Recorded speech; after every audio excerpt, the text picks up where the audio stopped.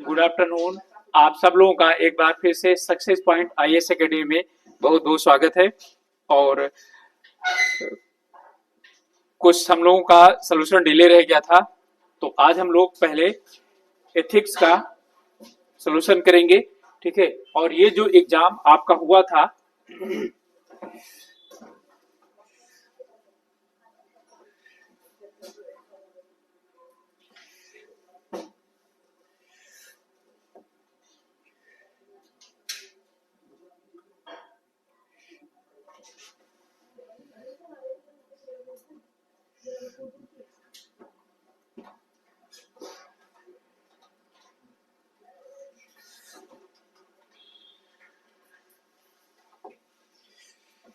ये आप लोगों का 3 फरवरी को हुआ था, उसका हम लोग सलूशन करेंगे आज पहले, ठीक है। 3 फरवरी को एग्जाम हुआ था, इसके बाद फिर हम लोग 12 वाला करेंगे। ये हमारा एथिक्स और साइबर सिक्योरिटी और रीजनिंग का इसमें है। तो चलिए शुरुआत करते हैं हम लोग इसका। इसमें है, कह रहा है किसे सार्वजनिक सेवा के लिए बुनियादी मूल्य, ठीक है, यानी फाउंडेशनल वैल्यू माना जाता है, ठीक है। सबसे बड़ी समस्या इसी चीज की है कि मूल्य क्या होते हैं, ठीक है, वो नहीं निकाल पाते हम लोग, ठीक है। तो इसमें लाभ प्रदाता, यदि हम सही तरीके से देखें, सही तरीके से ध्यान दें, इसका मतलब है सार्वजनिक सेवा के लिए, पब्लिक जो सर्विस है उसके लिए में से कौन सा चाहिए, ठीक है। तो भाई भतीजावाद, सहानुभूति, राजनीति, पूर्वाग्रह या लाभ प्रदाता, ठीक है। तो लाभ प्रदाता से कोई मतलब नहीं होता, भाई भतीजावाद भी यहाँ नहीं चलता है, तो पारिवारिक में चलता है। राजनीति, पूर्वाग्रह भी नहीं चलता है, क्या चीज आ जाएगा, सहानुभूति आ जाएगा, ठीक है। निष्काम कर्म की अवधारणा, ठीक है, कर्मण्येवाधिकार से मां फलेषु कदाचन, यानी कि तुम्हारे जो है ना बस में सिर्फ और सिर्फ क्या है, कर्म है करना, ठीक है, फल की इच्छा मत करो। तो इसका फल की इच्छा का मतलब क्या हुआ, यानी कि कर्म करना है लेकिन बिना किसी फल की इच्छा के, ठीक है। इसका मतलब क्या चीज हो गया, भगवत गीता, ठीक है। यहाँ पर देखिए रामायण में राम का जो है ना आदर्श प्रस्तुत किया गया है, ठीक है। अर्थशास्त्र में, अर्थशास्त्र किस प्रकार किसका है, कौटिल्य का लिखा हुआ। कौटिल्य, चाणक्य और विष्णुगुप्त 3 नाम से जाने जाते हैं। और यहाँ पर जो है आपका अर्थशास्त्र, ठीक है, ये प्रशासन, इकोनॉमिक जो है ना, ये एडमिनिस्ट्रेशन पर लिखा गया ग्रंथ है। ये जीके में भी क्वेश्चन आपको पूछा जा सकता है, ये प्रशासन पर लिखा गया ग्रंथ है, ठीक है। मनुस्मृति जो है ये कानून पर लिखा गया, ठीक है। मनुस्मृति माना जाता है कि पहला जो है कानून जो ग्रंथ है, ठीक है, वो हमारी मनुस्मृति है, ठीक है। तो यहाँ पर निष्काम कर्म की अवधारणा जो है वो किसमें, भगवत गीता में प्रस्तुत की गई है। इनमें से किस दार्शनिक ने श्रेणीबद्ध, ठीक है, अनिवार्यता सिद्धांत दिया है, ठीक है। श्रेणीबद्ध यानी कि इन्होंने कैटेगरिकल इंपरेटिव थ्योरी जो है वो इसमें किसके द्वारा दी गई है, ठीक है। अरस्तु, कांट और मिल या प्लेटो, तो ये किसके द्वारा दी गई है, कांट के द्वारा दी गई है, ठीक है। तो यहां पर जो है यानी इसका उत्तर हमारा कांट होगा। और कांट जो है ये बहुत वो उसमें माने जाते हैं, क्या बोलते हैं, दार्शनिक विचारक माने जाते हैं। और कांट के विषय में ये कहा जाता था कि समय के बहुत ज्यादा पक्के थे, ठीक है। जब ये शाम को निकलते थे घूमने के लिए तो लोग अपनी घड़ी मिलाया करते थे, ठीक है, कि इतना बज गया होगा, टाइम इतना हो गया होगा, इस समय कितना ज्यादा पक्के थे, ठीक है। तो इमैनुअल कांट, और फिर जो है इसके बाद हीगल आए, हीगल के बाद क्या चीज है, मार्क्स आए, ठीक है। तो यहीं से शुरुआत होती है जो है ना थिंकिंग की, ठीक है, इनका यानी दर्शन का।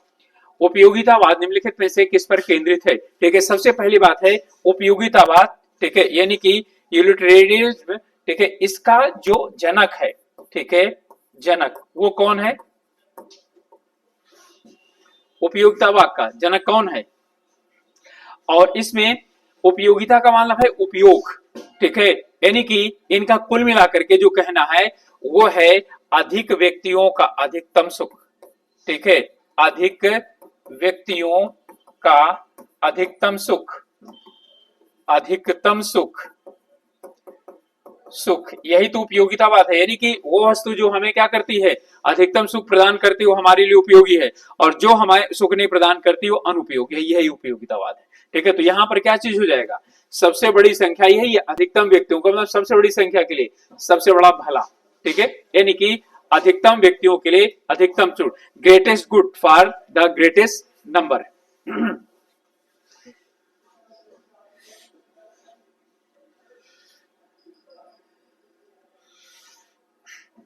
ओके, चलिए इसके बाद है 7 सामाजिक पाप की अवधारणा किसने की थी? ठीक है, 7 सोशल सिंस, इनकी जो है ना अवधारणा किसने किया था? ठीक है, ये थे महात्मा गांधी।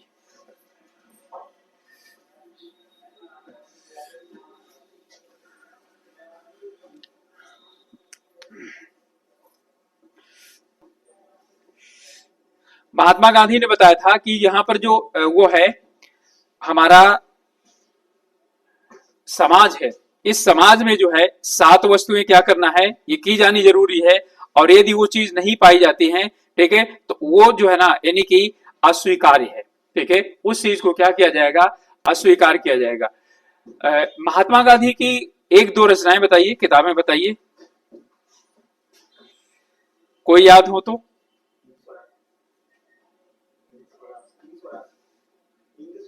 हिंद स्वराज, ठीक है, विटूट, इसे सुने हैं? एंगिडिया में उन्होंने 1925 में, ठीक है, ये क्या किया था? 7 पाप को दिया था।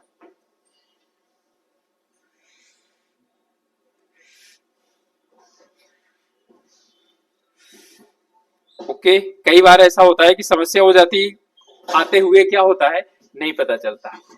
ठीक है, जेरमी बेंथम जो है इसका जनक है। ठीक है, 2 ही इसमें उपयोगितावाद के प्रमुख वो हैं, एक जेरमी बेंथम है और दूसरा है जेएस मिल। ठीक है, जेएस मिल, वैसे मिल जो है ना 2 हैं, एक जेम्स मिल है और एक जेएस मिल, यानी कि जेम्स मिल और दूसरा है यानी कि जनरल स्टुअर्ट मिल। ठीक है, तो जेम्स मिल पिता है, ठीक है, और जेएस मिल उसका पुत्र है। ठीक है, तो यहां पर जो है ना यानी उपयोगितावाद का जो जनक है वो मिल है, ठीक है, और सॉरी बेंथम है, और मिल इसका भी क्या करता है? समर्थन करता है। ठीक है, लेकिन ये बोलता है नहीं, जो भी चीज हमको जो भी अच्छा देख यानी कि हमें अच्छा लगे वही क्या हो, वही हमारे लिए उपयोगी है। ठीक है, ये बोलता है नहीं, ऐसा कुछ नहीं है। ठीक है, हर एक की उपयोगिता क्या होती है? अच्छाई अलग अलग होती है। ठीक है, जब यानी कि हम क्या करते हैं, रसगुल्ला खाते हैं, तब पहले 1 रसगुल्ला 2 रसगुल्ला खाते हैं जो यानी इकोनॉमिक्स पढ़ते हैं, फिर उसके बाद क्या होता है, उसकी उपयोगिता घटती चली जाती है। ठीक है, 2-3 के बाद बहुत होते हैं 10 खा लेते हैं। और ग्रामीण क्षेत्र वगैरह में हो तो वो लोग बोलते हैं, ठीक है, कि वो लोग तो क्या होते हैं, सैकड़ों निपटा जाते हैं। लेकिन एक लिमिट ऐसी आती है कि रसगुल्ला खाने की इच्छा खत्म हो जाती है। ठीक है, तो वो क्या चीज हो गया फिर? वो यूटिलिटी, उपयोगी कहां हुआ? अधिकतम व्यक्तियों का अधिकतम सुख। ठीक है, तो इन्होंने बोला कि जैसे कोई साहित्यकार है तो उसके लिए क्या अच्छा लगेगा? उसके लिए अच्छा लगेगा साहित्य लेखन, साहित्य की किताबें जो हैं वो पढ़ना अच्छा लगेगा। लेकिन जो बच्चा है उसके लिए क्या अच्छा लगेगा? खेलना, खेलने वाली जो है ना खेलने वाली वस्तुएं। तो जो खेलने वाली वस्तुओं को जो है उन्हें जो उपयोगी है, ठीक है, बच्चे के लिए, वो वही यानी कि खेलने वाली वस्तुएं जो साहित्यकार है उसके लिए उपयोगी नहीं है। ठीक है, और ये बोलता है यानी ये जो है हमें बताता है कथन इसका, ठीक है, कि जो सुकरात है, ठीक है, तो संतुष्ट सुकर से असंतुष्ट सुकरात क्या है? अच्छा है। ठीक है, संतुष्ट सुकर का मतलब क्या चीज हो गया? यानी जो क्या होता रहता है, सिर्फ भरता रहता है, उसे सिर्फ खाने से मतलब है। ठीक है, और सुकरात किस चीज का प्रतिनिधित्व करते हैं? ठीक है, सुकरात प्रतिनिधित्व करते हैं विचार का। ठीक है, तो यानी कि जो विचार जिसके पास अच्छे हैं, ठीक है, वो क्या है? इसका समर्थन मिल करता है। ठीक है, और बेंथम क्या करता है? उपयोगितावाद का, ठीक है, जनक है। चलिए, इसमें जो है ना गांधी जी ने जो मैंने यहां पर बताया, जो 7 जो है ना सामाजिक पाप हैं, इनमें नंबर 1 पहला जो सामाजिक पाप है इनका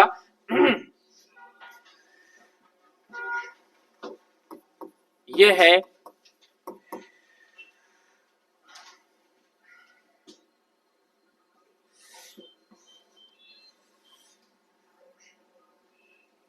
बिना सिद्धांतों की राजनीति। बिना सिद्धांतों के राजनीति। अच्छा ये बताइए, आप लोगों को पहले पढ़ाया गया तो ये बताया तो नहीं गया? ना बताया गया हो तभी बताता हूं, यदि बताया गया हो तो कोई जरूरत नहीं है।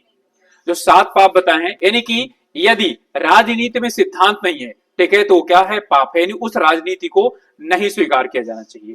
ठीक है। इसके बाद नंबर 2, यानी पॉलिटिक्स विदाउट प्रिंसिपल्स, काम के बिना धन,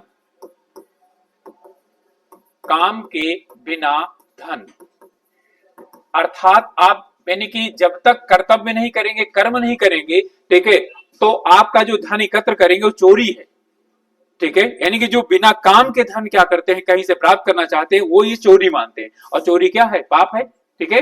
तो पहले कर्म कीजिए, यानी कि काम कीजिए, काम से क्या करिए, पैसा कमाइए, ठीक है। वो इस चीज का जो है ना, यानी वो करते हैं, समर्थन करते हैं, ठीक है। तो वेल्थ विदाउट वर्क, ठीक है, वेल्थ विदाउट वर्क यानी काम के बिना धन, ये क्या है, ये पाप है गांधी जी के अनुसार। नंबर 3 है विवेक, विवेक के बिना सुख, बिना सुख या आराम।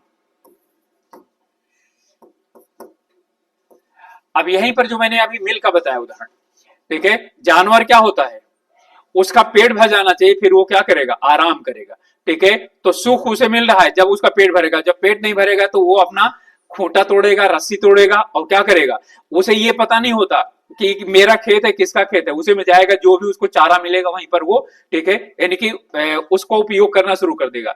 लेकिन व्यक्ति जो है वो क्या है, सुख है क्या, वास्तविक सुख क्या है, ठीक है, इसे जो है उसका जो माइंड होता है वो क्या करता है, बताता है, ठीक है। इसलिए हर एक सुख वही स्वीकार करना होता है जो क्या होता है, विवेकशील हो। अब सुख का मतलब क्या हो गया, कोई बोलेगा कि मैं तो किसी को गोली मार देता हूं तो मुझे उसमें सुख मिलता है, तो ये नहीं है ना, ठीक है। सुख का मतलब है जो समाज के लिए उपयोगी हो, ठीक है, वही सुख स्वीकार्य है, ठीक है, अन्यथा वो सुख।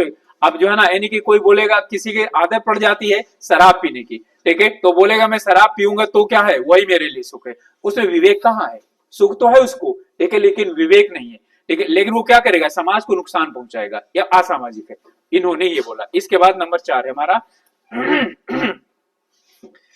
एनी प्लेजर विदाउट हैप्पीनेस, चरित्र के बिना ज्ञान, चरित्र के बिना ज्ञान, नॉलेज विदाउट कैरेक्टर।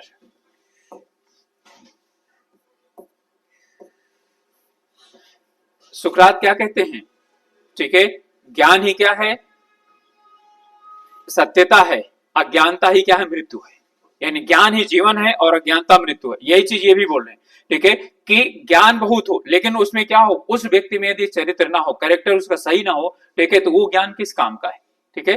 तो जो है पेनी की इसके लिए ये बोलते हैं कि वो जो है ना फिर समाज के लिए उपयोगी नहीं होगा, वो समाज के लिए ज्ञान क्या हो जाएगा, अनुपयोगी हो जाएगा, ठीक है। चरित्र का मतलब यही है, जो नोबेल प्राइज किस लिए दिया जाता है, नोबेल प्राइज देने का कारण क्या है बताइए, मालूम है, नोबेल प्राइज देने कारण, नोबेल प्राइज देने कारण अल्फ्रेड नोबेल ने किस चीज का आविष्कार किया था, डायनामाइट का, डायनामाइट का आविष्कार किया। जब उसकी जो है ना विध्वंसक क्षमता उसने देखी तो उसने सोचा मैंने क्या आविष्कार कर दिया, ठीक है। तो उसी को अपने मन को जो है ना सुकून देने के लिए उसने क्या कहा कि जो यानी ऐसे वैज्ञानिक खोज जो मानव समाज के लिए, ठीक है, क्या होंगे, ठीक है, उपयोगी होंगे, अनुपयोगी नहीं, यानी मानव समाज को बढ़ाने वाले होंगे, समाप्त करने वाले नहीं होंगे, ठीक है, उनके लिए क्या किया जाना है, जो आगे खोज करेंगे उनके लिए इससे जो ब्याज मिलेगी, ठीक है, उस ब्याज के अनुसार क्या हो जाएगा, ठीक है, लोगों को इनाम दिया जाएगा।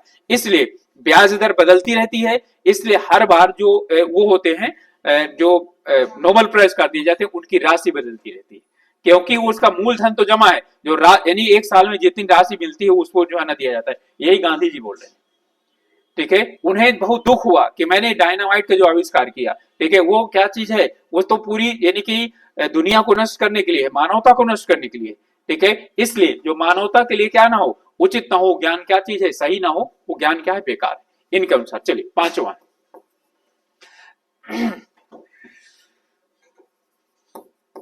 नैतिकता के बिना व्यापार,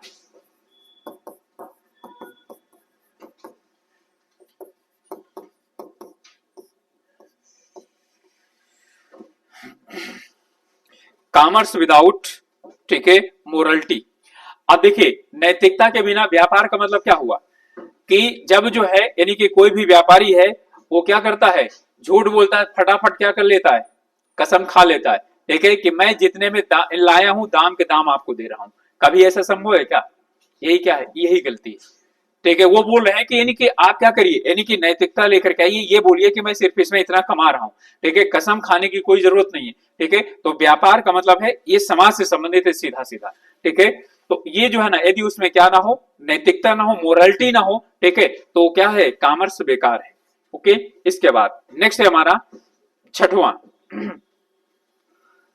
मानवता के बिना विज्ञान। ठीक है, छठा है मानवता के बिना विज्ञान, साइंस विदाउट ह्यूमैनिटी,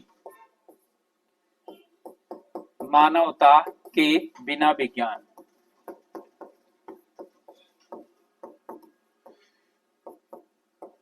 हम लोग निबंध याद है, पढ़ते थे 6, 7, 8, 9, 10 में, विज्ञान वरदान या अभिशाप। ठीक है, तो यदि उसमें क्या है, वो मानवता की सेवा नहीं करती है कोई भी चीज, ठीक है, भले वो सुख प्रदान करती है, लेकिन यदि वो नुकसान पहुंचाती है, ठीक है, तो उसके लिए स्वीकार करते हैं। ठीक है, कि वो साइंस जो है ना, जो विदाउट क्या हो, ह्यूमैनिटी हो, ठीक है, मानव की सहायता ना कर सके, वो बेकार है। ठीक है, इसके बाद नंबर 7 है हमारा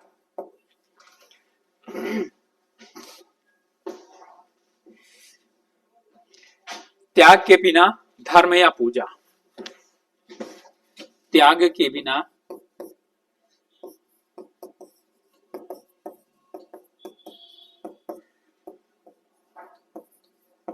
धर्म, ठीक है, या पूजा, वर्शिप विदाउट सेक्रीफाइस। ओके, यानी कि वही वाला जो है ना, जो कबीरदास जी बोलते हैं कि मन का फेर, ठीक है, कर का मन का डार दे, मन का फेर। यानी कि जो है, यदि धर्म का पालन तो कर रहा है व्यक्ति, लेकिन उसके दिमाग में क्या हो रहा है, वो माला तो जप रहा है, लेकिन दिमाग में वो घूम रहा है, ठीक है, कि मुझको आज इतना पैसा कमाना है, इसको इसको धोखा देना है। ठीक है, और ऐसे ऐसे मुझको पैसा कमाना है, चाहे मैं जैसे कमाऊं। ठीक है, तो वो धर्म क्या चीज है, बेकार है। क्लियर हो गया? ये जो है ना, इन्होंने क्या किए हैं, 7 जो है ना पाप बताए, जो सामाजिक रूप से पाप है। ठीक है, गांधी जी के ये 7 पाप हैं: बिना सिद्धांतों के राजनीति, काम के बिना धन, विवेक के बिना सुख, चरित्र के बिना ज्ञान, नैतिकता के बिना व्यापार, मानवता के बिना विज्ञान और त्याग के बिना धर्म। ठीक है, ये जो है इसमें। अब यहाँ पर ये भी आ सकता है कि इनमें से कौन सा जो है ना, इनके महात्मा गांधी के अनुसार, ठीक है, क्या नहीं है, सामाजिक पाप नहीं है। ठीक है, चलिए अब नेक्स्ट देखते हैं हम लोग।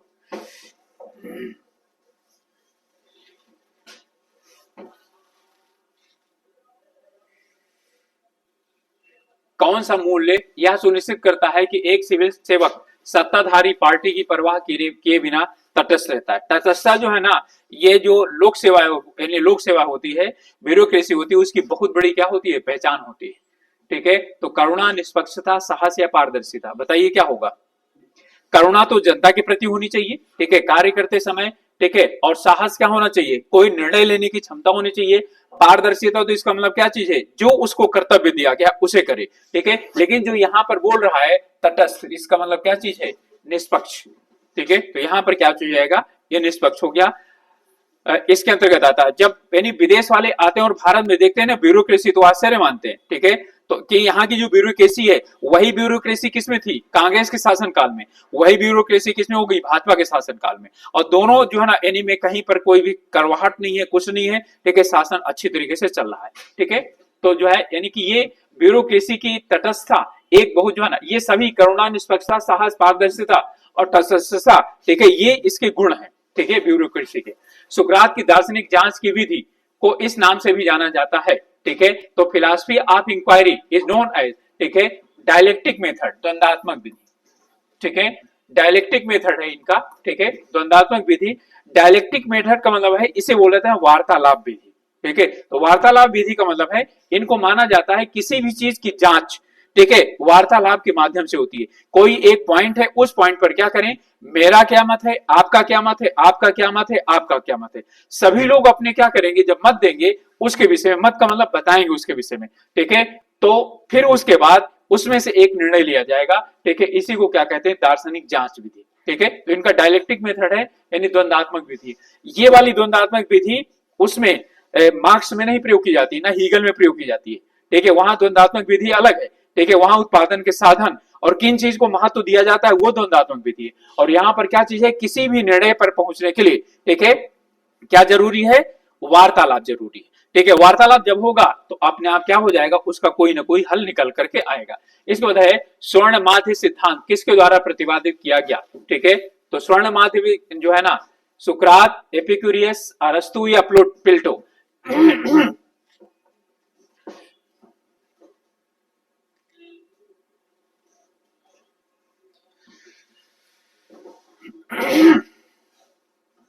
चलिए, इसका जो है उत्तर हो जाएगा आपका अरस्तु।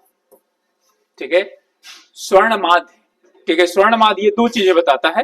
ठीक है, एक क्या होता है, ये माध्य ना होकर के एवरेज होता है। तो एक होता है अति और दूसरा होता है न्यूनता। ठीक है, इन दोनों के जो मध्य पाया जाता है उसे बोलते हैं स्वर्ण माध्य। ठीक है, इनका जो मध्यमान निकाला जाता है इसी को ही ये बोलते हैं। ना तो बहुत ज्यादा होना चाहिए, ठीक है, और ना ही क्या होना चाहिए, बहुत कम होना चाहिए। ठीक है, तो अति और न्यूनता के बीच में जो हमें क्या हो जाएगा, मिलेगा, ठीक है, नैतिकता, उसे हम क्या बोलते हैं, ठीक है, स्वर्ण माध्य बोलते हैं। ठीक है, इसका जो आधार है, ठीक है, वो है संयम। ना तो बहुत ज्यादा चाहिए और ना ही बहुत कम। ठीक है, इसी को हम लोग क्या बोलते हैं भारत में, ठीक है, कि जो साधु लोग होते हैं वो क्या होते हैं, ना तो खुशी में अधिक खुश होते हैं और ना दुख में क्या होते हैं, ठीक है, अधिक दुखी होते हैं। ठीक है, तो अब इसी को इन्होंने बोल दिया, ठीक है, इन दोनों के आधार पर क्या चीज आता है, वो संयम आता है। ठीक है, इसी को हम लोग क्या बोलते हैं, ठीक है, कि साधु में क्या होना चाहिए, ना तो ये होना चाहिए ना होना चाहिए, ये चीज पाया जाता है। ठीक है, तो इनके जो है ना, यानी संयम को हम मुख्य रूप से क्या कहते हैं, स्वर्ण माध्य बोलते हैं। ठीक है, यानी ऐसा जो है ना चीज या ऐसा रास्ता जहां से क्या होगा, हम अपना जीवन अच्छी तरह से बिता सकते हैं। ठीक है, वर्च्यू एथिक्स मुख्य रूप से किस पर फोकस करता है, ठीक है, इसमें कामों के नतीजे पर, व्यक्ति के चरित्र पर, ठीक है, या नियम और कानून या सामाजिक समझौते पर। ठीक है, वर्च्यू है ना, तो वर्च्यू किस पर आधारित है, ठीक है, तो वर्च्यू आधारित है आपका, ठीक है, चरित्र पर। Knowledge is virtue and knowledge is death. किसने कहा था, बिना जांचा परखा जीवन जीने के लायक नहीं है। बिना जांचा परखा जीवन जीने के लायक नहीं है। ठीक है, ये जो है सुकरात। अब जरा इनमें तीनों में रिलेशन मुझको बताइए, सुकरात, अरस्तु और प्लेटो में क्या रिलेशन है। सुकरात, अरस्तु और इनमें जो है ना तीनों में रिलेशन बताइए। सबसे पहले कौन आया, प्लेटो या अरस्तु या सुकरात। मतलब ये कंफ्यूजन है इसमें। सबसे पहले सुकरात, फिर सुकरात को क्या दिया गया, ठीक है, और फिर उसके बाद कौन आता है, ठीक है, प्लेटो, और फिर प्लेटो के बाद कौन आता है, अरस्तु आता है। ठीक है, सुकरात को ही तो जहर दिया गया था, जहर का प्याला। तो सुकरात का शिष्य कौन था, प्लेटो। ठीक है, और जो है ना उसका क्योंकि चेहरा बहुत भयानक सा दिखता था, उसके लिए जो है ना इसलिए उसको यानी प्लूटो कहा जाने लगा। ठीक है, क्योंकि जो प्लूटो ग्रह है ना वो भयानक दिखाई पड़ता है। ठीक है, इसलिए उसको प्लेटो कहा जाने लगा। और फिर उसका जो शिष्य था कौन था, वो अरस्तु था। ठीक है, अरस्तु ने दास का सिद्धांत दिया है। वो बोलता है कि दोनों के लिए यानी गुणकारी है, मालिक के लिए भी दास के लिए भी। ठीक है, और जो वो बोलता है मालिक को समय चाहिए। ठीक है, और जब उसको दास जो है ना उसका यानी उसके बदले का काम दास करेगा, ठीक है, तो क्या हो जाएगा, उसे सोचने आदि का, एथिक्स का ही बात कर रहा हूं मैं, सोचने आदि के लिए पर्याप्त समय मिल जाएगा। ठीक है, तो वो क्या करेगा, अब जो है ना यानी घर में आप लोग यदि घर में है तो घर में बोले, मम्मी बोलने लगे, ठीक है, चलना सुबह से खाना नाश्ता तैयार करना, फिर दोपहर खाना बनाना, बर्तन धुलना, ठीक है, शाम तक जुटा के रखें, तो उसके बाद कब सोचेंगे कब आप लोग पढ़ेंगे, पढ़ना लिखना फिर किताब रख दी जाएंगी। ठीक है, लेकिन जब क्या किया जाएगा, मदद करने वाले हो जाएंगे तो हमें यानी उसके दूसरे चीजों के लिए मिल जाएगा। और बोलता है कि दासों के लिए भी है, क्योंकि जब ज्ञानी लोगों के पास जो लोग रहते हैं उन्हें क्षण क्षण के ज्ञान क्या होता है, प्राप्त होता है। ठीक है, तो उनके लिए भी है।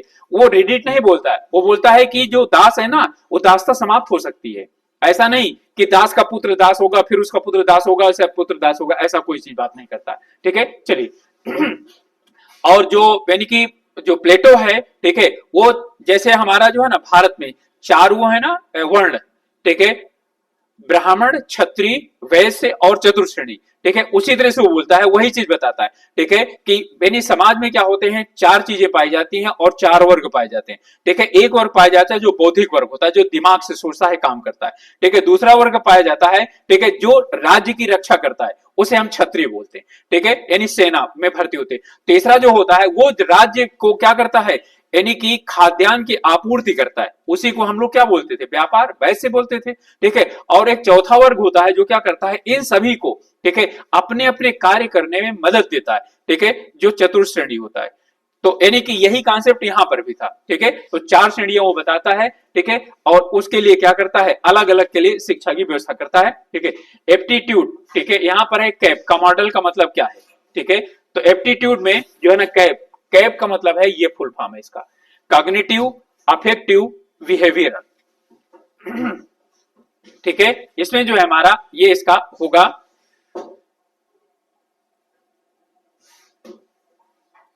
चलिए थोड़ा सा और जल्दी करते हैं, नहीं तो जो है बहुत धीरे धीरे अभी सर बोलेंगे। मास्टर एक तो बहुत दिन के बाद आया, उसके बाद जो है ना बच्चों को बहुत धीरे धीरे पढ़ा रहा है। इमोशनल इंटेलिजेंस, ई आई शब्द का यानी किसने पॉपुलर किया। ठीक है, तो इसको पॉपुलर करने वाला कौन है, मेरे अनुसार तो गार्डनर है क्या या विक्सलर है।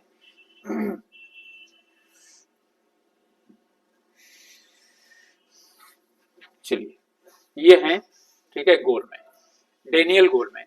दूसरों की भावनाओं को समझने और शेयर करने की क्षमता को क्या कहा जाता है, ठीक है, समानुभूति। ठीक है, और क्या करना उसके यानी उससे साथ क्या करना देना, उसे बोला है सहानुभूति। ठीक है, तो सहानुभूति यानी एम्पैथी और सिंपैथी। ठीक है, तो एम्पैथी का मतलब है, इसकी यही परिभाषा है, दूसरों की भावना को समझना। ठीक है, और उससे क्या करना यानी कि व्यक्त करने की बात आती है, वो उसे हम इस नाम से जानते हैं। चलिए नेक्स्ट हमारा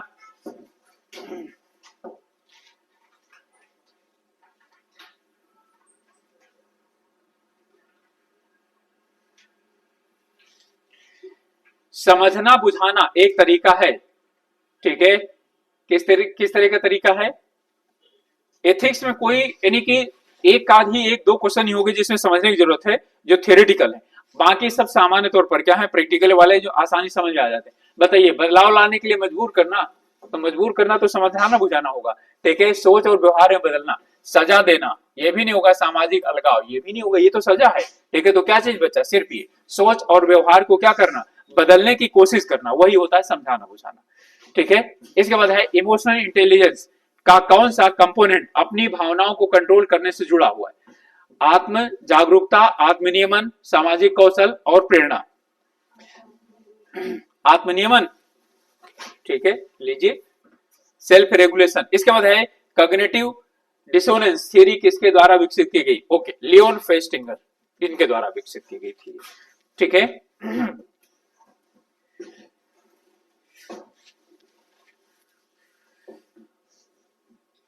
इसे हिंदी में बोलते हैं संज्ञानात्मक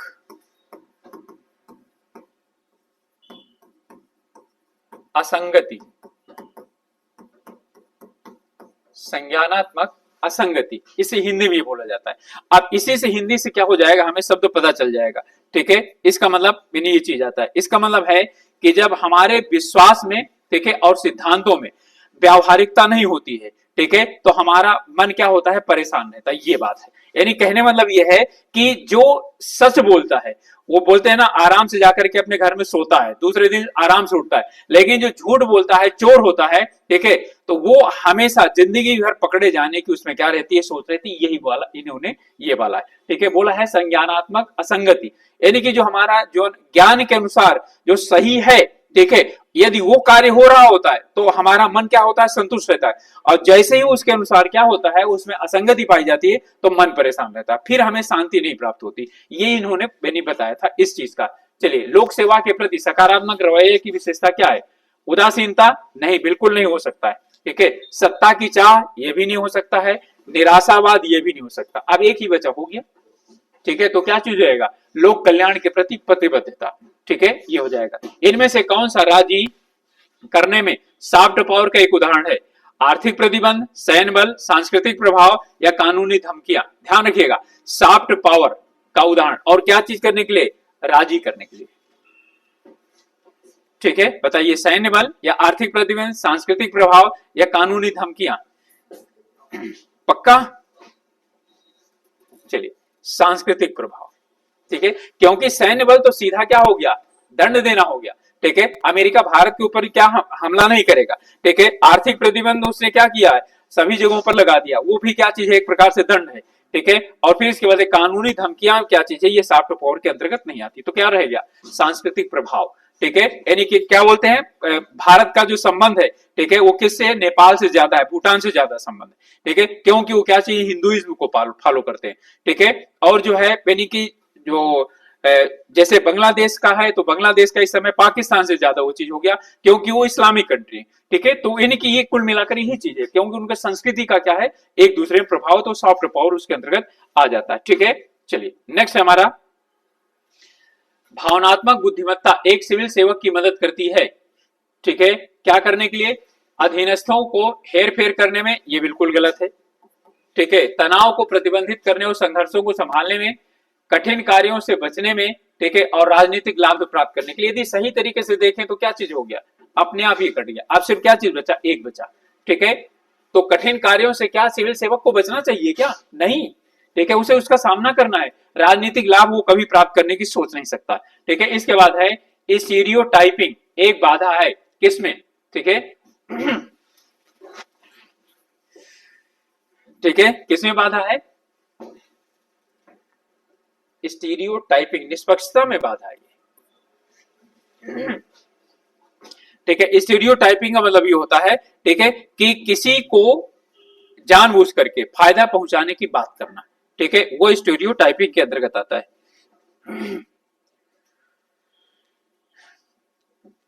और जब यानी कि एक पक्ष का साथ लिया जाएगा तो फिर जो है ना उसमें निष्पक्षता नहीं होगी।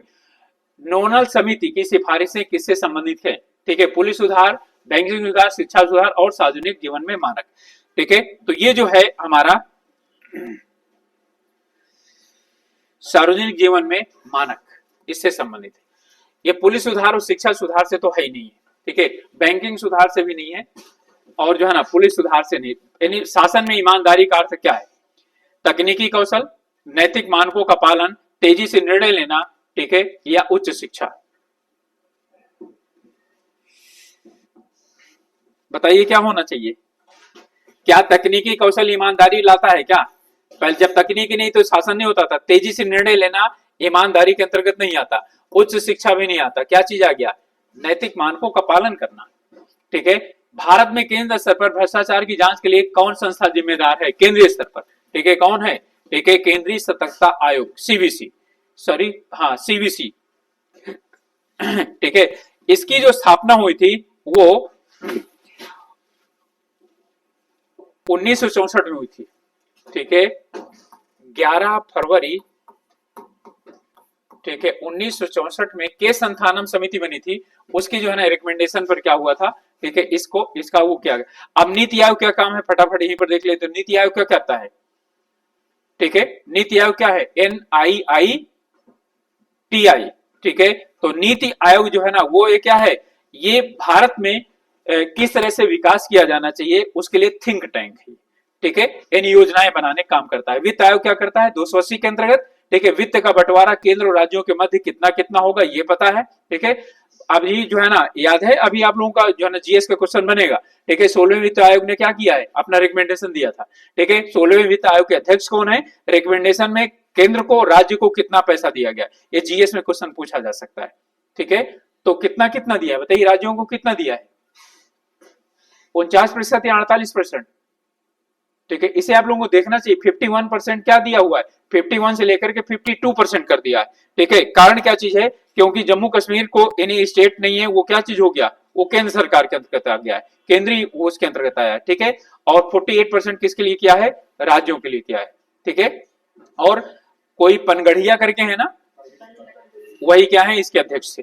ठीक है। इसके पहले जो 15वां आयोग था, ठीक है, उसके थे एनके सिंह, ठीक है, उन्होंने भी क्या किया था, यही रिकमेंडेशन दिया था, सेम रिकमेंडेशन।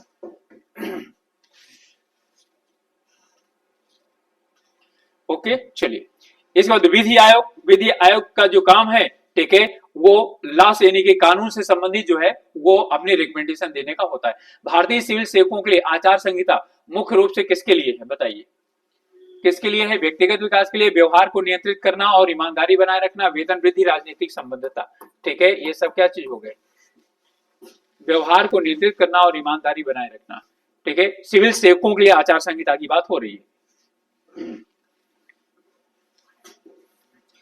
इसके बाद आगे है, इसमें प्रशासन में पारदर्शिता को किस अधिनियम द्वारा बढ़ाया जाता है?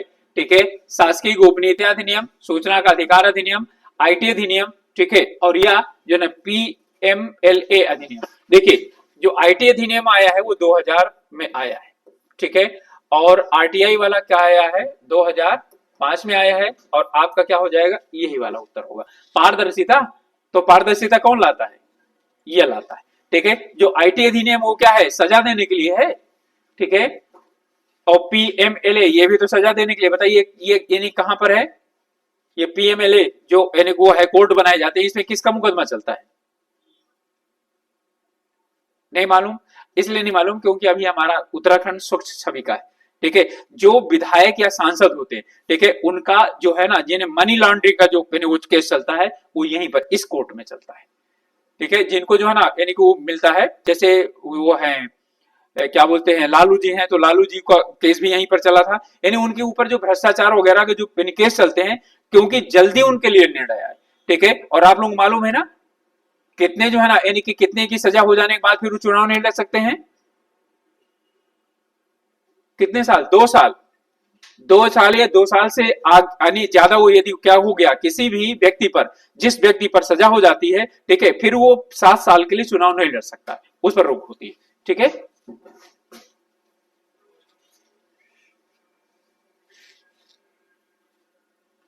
चलिए नेक्स्ट है हमारा, हितों का टकराव तब होता है जब दो विभाग लड़ते हैं, निजी हित सार्वजनिक कर्तव्य में दखल देते हैं, सार्वजनिक विरोध प्रदर्शन होते हैं, एक सरकारी कर्मचारी रिटायर होता है। बताइए इसमें कौन सा होगा?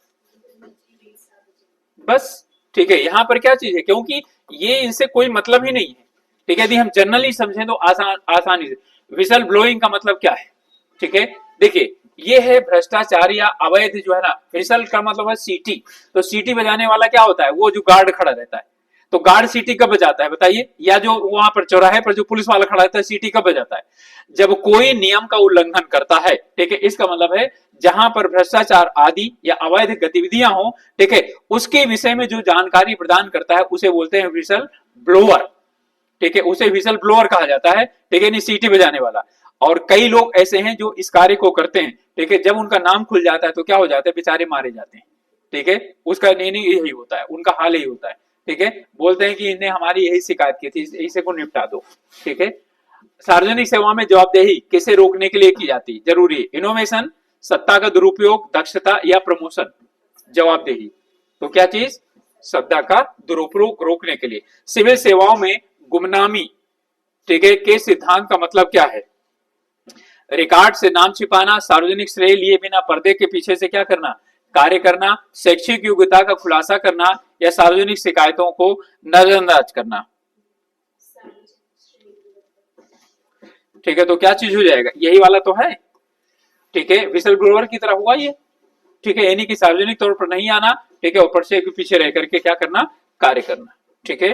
चलिए नेक्स्ट है हमारा, इनमें से कौन सा सार्वजनिक जीवन के 7 सिद्धांतों में से एक नहीं है? ईमानदारी, निस्वार्थता, लाभ को अधिकतम करना और जवाबदेही। आप लोग जो है देखेंगे तो क्या बचा, यही तो बचा, ठीक है। लाभ को अधिकतम नहीं, लाभ की मतलब ही नहीं आता सिविल सर्वेंट्स में, ठीक है। और जो है ना निम्नलिखित में से कौन ईमानदारी की सबसे अच्छी तरह से परिभाषित करता है? आदेशों का पालन करना, आंतरिक मूल्यों और नैतिकता के साथ कार्यों में निरंतरता, कुशल प्रबंधन और वित्तीय साक्षरता, ठीक है। देखिए ये तो हमारा क्या चीज रह गया, ये नहीं रह गया, तो आदेशों का पालन करना तो ये भी नहीं आ जाता। अब सिर्फ क्या पता, आंतरिक मूल्यों का के अनुसार, यानी मेरा कर्तव्य यही है, ठीक है, और मुझे क्या करना चाहिए, यही कार्य करना चाहिए, वही ईमानदारी है। ठीक है, इसके बाद नैतिक शासन के लिए आवश्यक है, तो नैतिक शासन के लिए कानून का शासन, नैतिक नेतृत्व, नागरिक भागीदारी या उपरोक्त सभी। पक्का? अब मेरे अनुसार तो इसमें नैतिक नेतृत्व होना चाहिए, लेकिन जब तक जो है ना कानून नहीं आएगा, नागरिकों की भागीदारी नहीं होगी, तब तक नैतिक शासन नहीं होगा। भ्रष्टाचार निवारण अधिनियम का मुख्य उद्देश्य क्या है? खराब प्रदर्शन को दंडित करना, सार्वजनिक कार्यालयों में रिश्वतखोरी और भ्रष्टाचार की जांच करना, निजीकरण को बढ़ावा देना, सरकारी कर्मचारियों को बढ़ाना। ठीक है, ये तो क्या चीज हो गया? ठीक है, तो बेनी की इसको क्या करना, सार्वजनिक कार्यालयों में रिश्वतखोरी और भ्रष्टाचार की जांच करना और फिर उसके बाद उसका रिकमेंडेशन करना। ओके, चलिए इसके बाद हमारा आता है सहानुभूति करुणा से अलग है, क्योंकि करुणा में शामिल है, क्या शामिल है? पीड़ित पर दया करना, ठीक है, व्यक्ति के साथ महसूस करना, पैसा देना या समस्या को नजरअंदाज करना। देखिए ये दोनों चीजें तो क्या हो गई, खत्म हो गई। ठीक है, अब यहीं पर आता है करुणा और दया में जो अंतर है, ठीक है, वही यहां पर हमको क्या करना है, प्रयोग करना है। ठीक है, जब दया आती है तो वही क्या चीज होता है, ये करुणा के अंतर्गत नहीं आता। यहां पर क्या होता है, सहानुभूति का व्यक्ति के साथ क्या होना, महसूस करवाना उसे, ठीक है, कि हम क्या है, उसके साथ हैं। ठीक है, बोलते हैं ना सहानुभूति व्यक्त करना। ठीक है, तो जिसके जो है ना यानी पीड़ित के प्रति दया करना है, ठीक है, वो क्या है, वो जो है ना करुणा के अंतर्गत नहीं आता है। ठीक है, यानी करुणा में जो है ना व्यक्ति के साथ क्या होना, यानी महसूस करना, ये उसके अंतर्गत आता है कि हाँ मेरे साथ कोई है। एक सिविल सेवक जिसे नैतिक दुविधा का सामना करना पड़ रहा है, उसे मुख्य रूप से किससे सलाह लेना चाहिए? संवैधानिक मूल्य और कानून, परिवार के सदस्य, मीडिया हाउस या निजी ठेकेदार?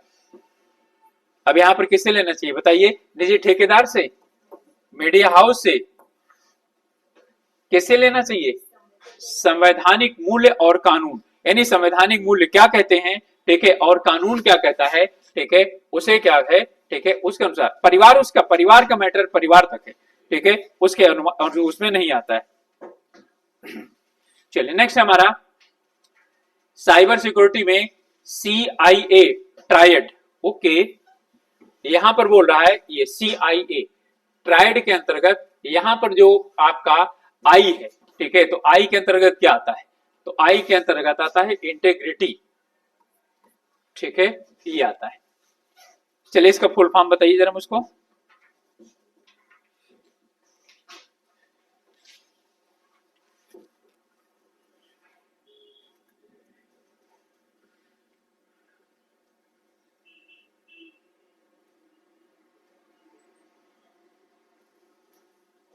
चलिए सी है कॉन्फिडेंशियली, सॉरी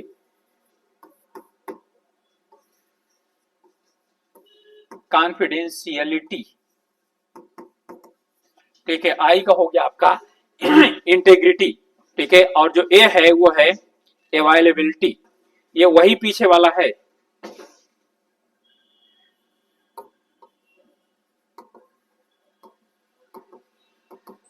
ये इसका तीनों का फुल फॉर्म मैंने क्या कर दिया है, आपको बता दिया है। उपलब्धता, किस तरह के अटैक में किसी सिस्टम को ट्रैफिक से ओवरलोड करके उसे अन अवेलेबल कर दिया जाता है।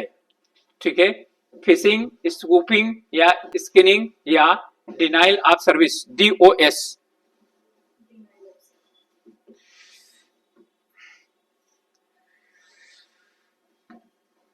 ये तो कंप्यूटर तो आप लोगों को मुझसे अच्छा आता होगा। साइबर सिक्योरिटी में फिशिंग मुख्य रूप से किसका एक रूप है?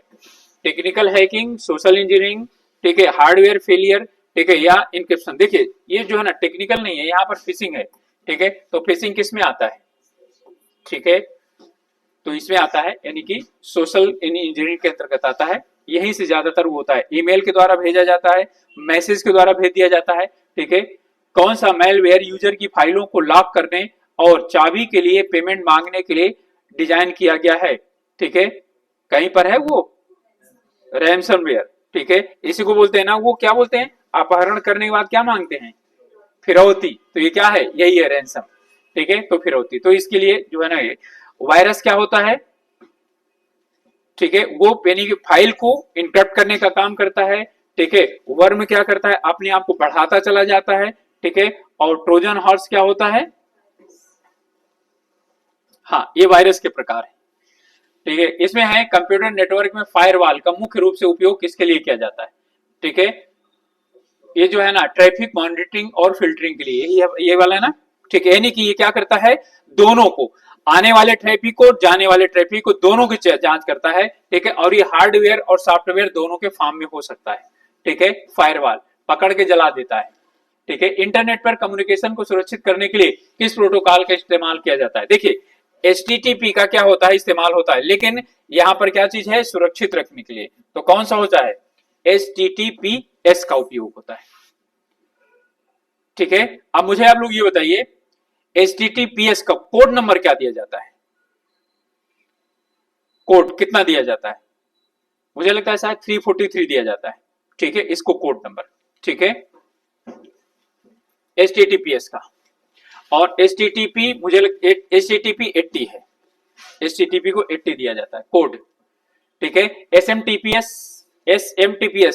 SMTP कहां पर काम करता है, सिंपल मेल ट्रांसफर प्रोटोकॉल, ठीक है। ये किसके लिए, ईमेल पर यूज होता है, ठीक है। और फाइल ट्रांसफर प्रोटोकॉल, ये फाइल को ट्रांसफर के लिए क्या किया जाता है, प्रयोग किया जाता है, ठीक है। ये क्वेश्चन पूछा जाता है, ठीक है। POP3 ये या जो है ना यानी SMTP, इसमें SQL इंजेक्शन सिस्टम के किस हिस्से में हमला करता है, हार्डवेयर, डेटाबेस, ऑपरेटिंग सिस्टम या ब्राउजर पर, डेटाबेस, ठीक है, इसे नष्ट करने की कोशिश करता है।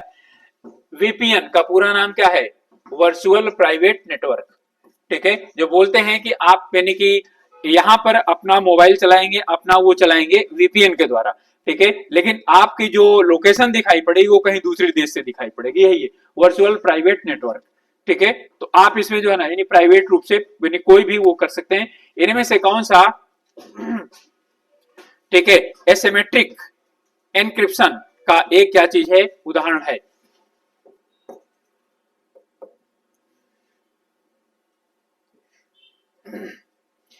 AES, DES, RSA या ब्लोसिंग, ठीक है। इसका उत्तर होगा आपका सी। कीलॉगर एक प्रकार है क्या, एंटीवायरस, स्पाईवेयर, फर्मवेयर या वेब सर्वर,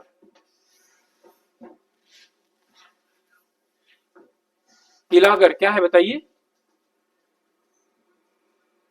की लॉगर, की यानी इसे समझ लीजिए, की लॉगर मत पढ़िए, की लॉकर पढ़ लीजिए। आपके मोबाइल में आ जाता नहीं, उसमें आ जाता है इस उसमें क्या उस सिस्टम में, और की को एक्सेस करने के लिए मना कर देता है, ठीक है।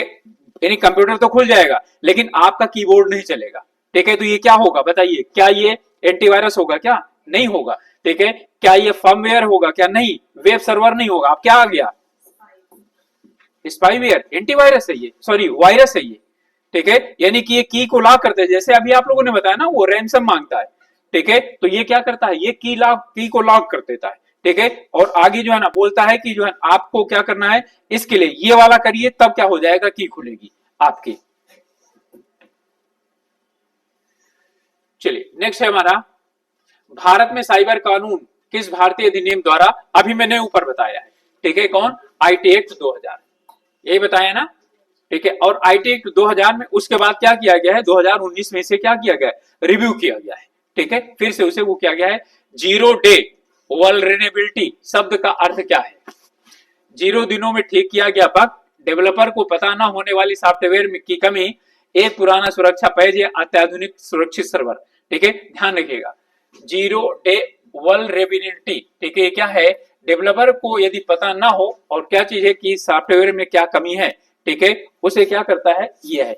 अब जरा मुझे ये बताइए इसी की जांच करने के लिए कौन से हैकर यूज किए जाते हैं, बताइए कौन से हैकर हैं जो इनकी जांच करने के लिए बनाए जाते हैं, यानी कि जो है ना व्हाइट कैप, व्हाइट कैप एक तरह से कहा जा सकता है, लेकिन व्हाइट कैप जो है ना नहीं होंगे वो, ठीक है। वो कौन से होंगे, ठीक है, व्हाइट कैप हो सकते हैं, ठीक है, लेकिन व्हाइट कैप के साथ साथ क्या चीज हो जाता है एक दूसरा भी होता है, ठीक है। आप लोग बता सकते हैं, ठीक है। चलिए अभी आगे आएगा तो मैं आप लोग बताऊंगा इसमें।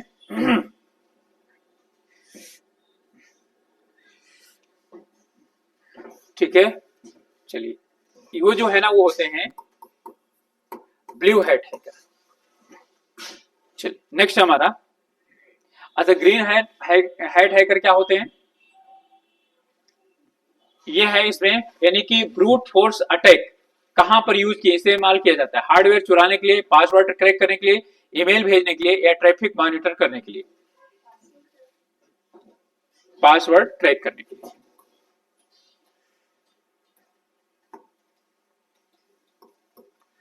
इसके बाद वेब ब्राउजिंग में कुकीज क्या है? कुकीज, हाँ, वेबसाइट द्वारा क्या की जाती है, छोटी छोटी डेटा फाइलें वहां पर यानी कि सेव कर दी जाती हैं, और जिससे कि आप कोई चीज खोजें तो वो फाइल तुरंत खोल दे। ठीक है, तो कुकीज जो होती है वो तुरंत फाइल जो है ना एक्सेस करने की जो है ना इजाजत देती है, फिर खोजने की ज्यादा जरूरत नहीं पड़ती है। ठीक है, कई में आता है कि हम कुकीज का उपयोग करते हैं, ठीक है, और क्या आप हमारे उसमें से यानी कि उसे जो है ना सहमत हैं या नहीं सहमत हैं? नहीं सहमत है तो भी डाल देते हैं, अपनी कुकीज को वहां पर छोड़ देते हैं। ठीक है, भारत में कौन सा विभाग साइबर सुरक्षा के लिए राष्ट्रीय नोडल एजेंसी है? ठीक है, तो कौन सा है? सर्न इन। इसके बाद है इनमें से कौन सा बिहेवियरल, ठीक है, बायोमेट्रिक है? बिहेवियरल यानी जो बिहेव पर निर्भर करता है। बिहेव क्या होता है बताइए? बिहेव की सबसे ज्यादा खासियत क्या है? बदलाव, कभी भी यानी उस समय के अनुसार बदल जाता है। ठीक है, बस यही ध्यान रहे अपने आप निकल करके आए। क्या फिंगरप्रिंट बदलती है क्या? तो ये नहीं होगा। आइरिस बदलता है क्या? नहीं। डीएनए बदलता है क्या? नहीं। तो अब क्या बचा हमारा? सिर्फ एक बचा, सी, सिग्नेचर डायनेमिक। कभी क्या करते हैं, ऐसा सिग्नेचर कर देंगे, कभी उसमें क्या हो जाएगा, थोड़ा सा हो जाएगा, कभी हाथ ज्यादा आगे निकल जाएगा, तो क्या चीज हो जाएगा? आप लोग जब वहां पर आरटीओ ऑफिस में गए होंगे अपना वो बनवाने के लिए लाइसेंस वगैरह, ठीक है, तो उसमें कुछ नहीं होता, वहां सीधा आपको प्लेन पे नहीं रखा रहता है, उसमें कुछ दिखाई नहीं पड़ता, बोले इसमें सिग्नेचर करो। ठीक है, तो क्या चीज है? वही आपका सिग्नेचर जो है ना डायनेमिक्स है। ठीक है, और वो वाला क्या होता है, यानी सिग्नेचर आप देखते हैं तो हंसते हैं उसको जब आपको मिलता है वो कार्ड मिलता है। ठीक है, सोचते हैं इस तरह का सिग्नेचर बन गया। ओके, फिर बायोमेट्रिक परफॉर्मेंस में जो है ना मेजरमेंट में FAR का मतलब क्या चीज है? ठीक है, तो FAR का मतलब यहां पर क्या है? फास्ट एक्सेस, अच्छा, रेट।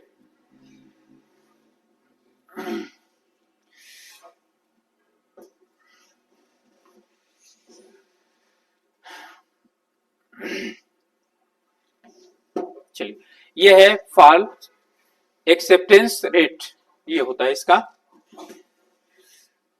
इसमें इतना ज्यादा है कि जो है ना फुल फॉर्म पढ़ते पढ़ते एक पढ़ो दूसरा भूल जाता है। अब FAR है, FER भी आ जाएगा साथ में। हाँ, बहुत मुश्किल तो रैम और रोम का जो है ना मैंने याद किया था। कौन सी बायोमेट्रिक टेक्नोलॉजी आंख के रंगीन छल्ले का पैटर्न, आंख का मतलब क्या चीज हो गया?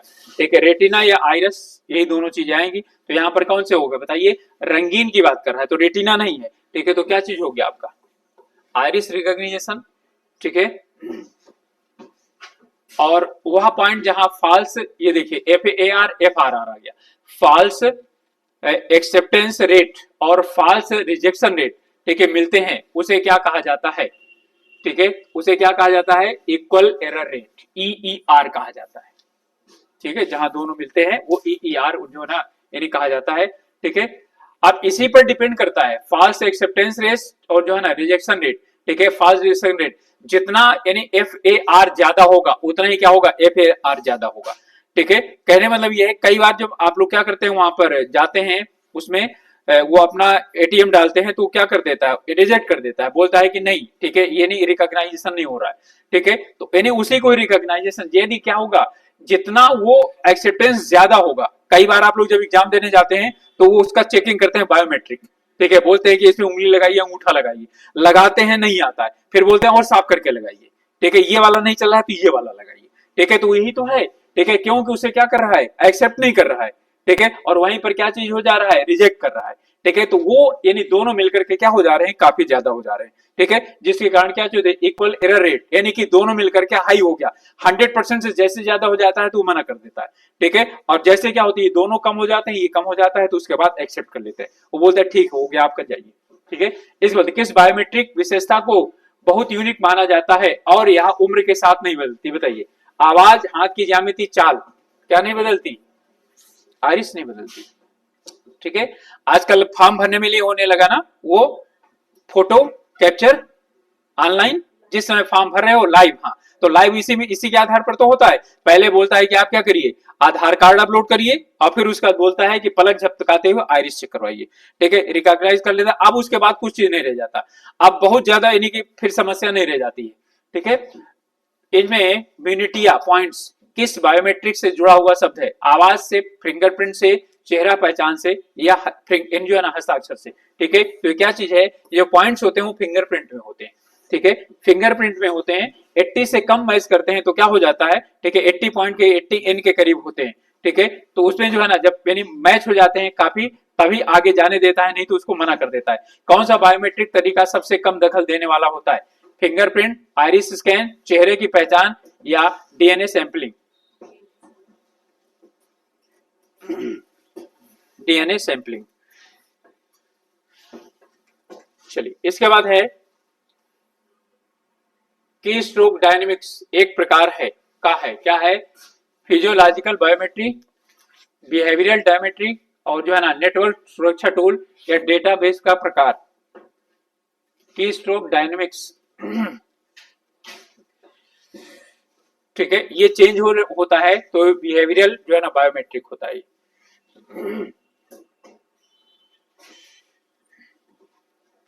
यानी कि की स्ट्रोक को जो है लगातार हम क्या नहीं करते हैं, ठीक है, सही तरीके से उसे हम प्रॉपर तौर पर उसी स्पीड से नहीं चल पाते हैं, ठीक है।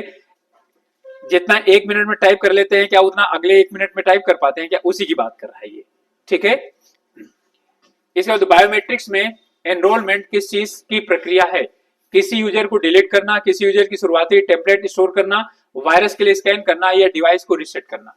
बायोमेट्रिक्स की बात कर रहा है तो क्या चीज हो जाएगा, किसी यूजर का वो चीज है, जैसे अटेंडेंस वाला था ना वो जो लगाया जाता है फिंगरप्रिंट वाला, ठीक है, उसे पहले क्या किया जाएगा, आपका फिंगरप्रिंट उसमें सेव किया जाएगा आपके नाम से, तब आप जाकर लगाएंगे तो रिकॉग्नाइज करेगा, नहीं तो नहीं होगा। इसी को बोलते हैं एनरोलमेंट, ओके।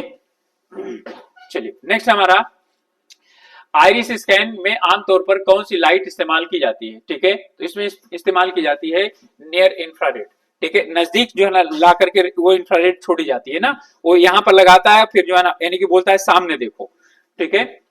इसके बाद है हैंड ज्योमेट्री रिकॉग्निशन क्या मापता है, फिंगरप्रिंट पैटर्न, उंगलियों का आकार, मोटाई और लंबाई, या हाथ में खून का बहाव, या त्वचा का रंग,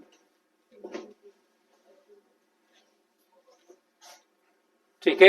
यहां पर क्या क्या हैंड ज्योमेट्री, ज्योमेट्री में क्या आएगा, क्या खून का बहाव आएगा क्या, या फिंगरप्रिंट आएगा, ठीक है, या त्वचा का रंग आएगा, क्या चीज आएगा, उंगलियों का आकार, मोटाई और लंबाई, ठीक है, ये इसके अंतर्गत आएगा।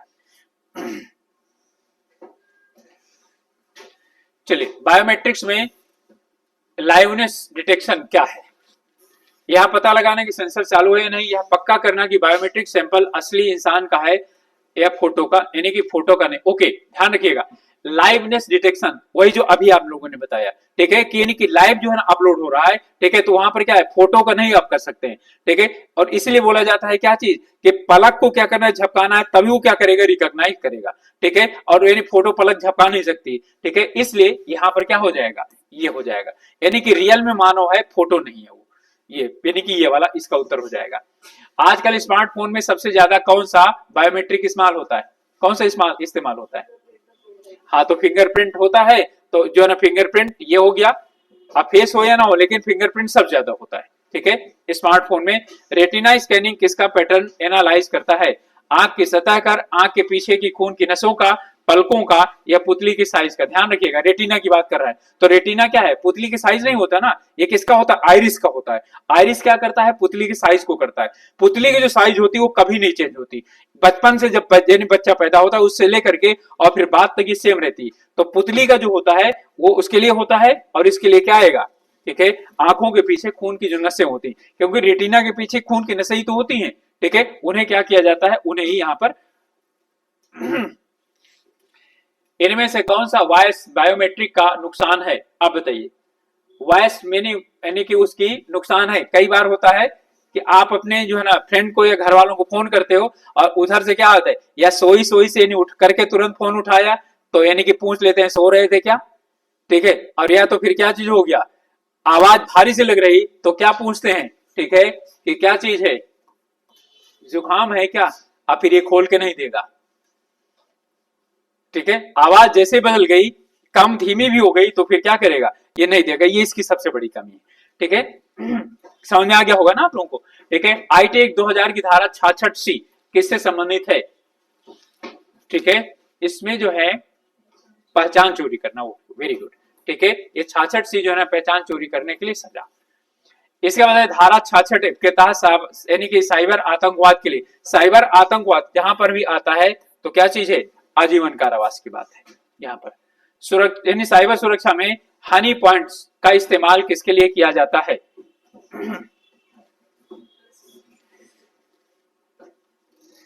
ओके, ध्यान दीजिएगा, हनी पॉइंट यानी पॉट्स, ये किसके लिए है? नकली सिस्टम बनाया जाता है जिससे हैकर से क्या हो जाए, फंस जाए, उसे असली समझ ले। ओके, तो ये नहीं, हनी पॉइंट्स जो है ना होता, वो तो हनी ट्रैप वो भी करते हैं, तो उसके लिए क्या होता है, इनसे बचाव के लिए क्या किया जाता है, यही किया जाता है। ठीक है, अभी जो है ना उत्तराखंड में यानी कि इसका हुआ था, साइबर अटैक हुआ था। ठीक है, तो उत्तराखंड ने क्या किया था पहले से ही, ठीक है, उनके अलग अलग तरीके से क्या है, हनी पॉट्स बना रखे थे। उन्होंने क्या किया, वहां पर जाकर अटैक किया, और यहां से फिर पता भी चल जाता है कि अटैक हो रहा है। ठीक है, और नहीं तो कई जो है ना उत्तराखंड की कई सरकारी वेबसाइट्स क्या हो जाती है, हैंग हो जाती या हैक हो सकती थी। ठीक है, इन्होंने पहले क्या कर लिया था, इसकी व्यवस्था की हुई थी। चलिए, इसके बाद है,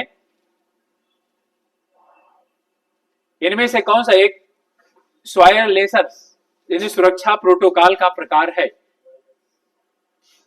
एक सेकंड, यहां पर है वायरलेस, हाँ, वायरलेस सिक्योरिटी का यहां पर प्रोटोकॉल कौन सा है? ठीक है, WPA2, ठीक है, या यानी STPP, POP3, ठीक है, और SSS। ठीक है, इसका हमारा ये है, सॉरी, ए होगा इसका उत्तर। वायरलेस, ठीक है, प्रोटेक्शन जो है ना, और 2 है। ठीक है, बॉटनेट किसका नेटवर्क है?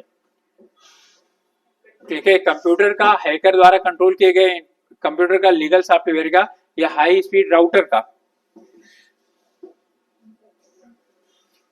ठीक है, नहीं, हैकर कंट्रोल किए गए, हाँ, इन्फेक्टेड कंप्यूटर का। ठीक है, बॉटनेट।